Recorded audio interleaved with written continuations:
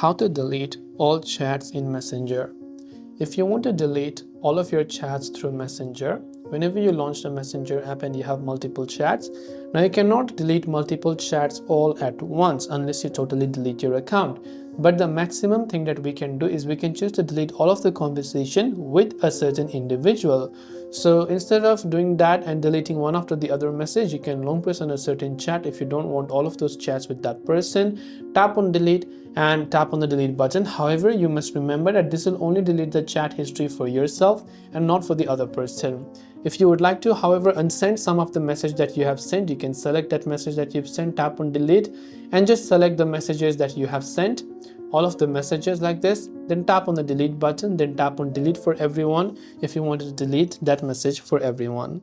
I hope that this video helped you out. If you have got any further questions, do feel free to leave them down below. As always, thank you for watching till the very end of this tutorial, and see you soon in the next video.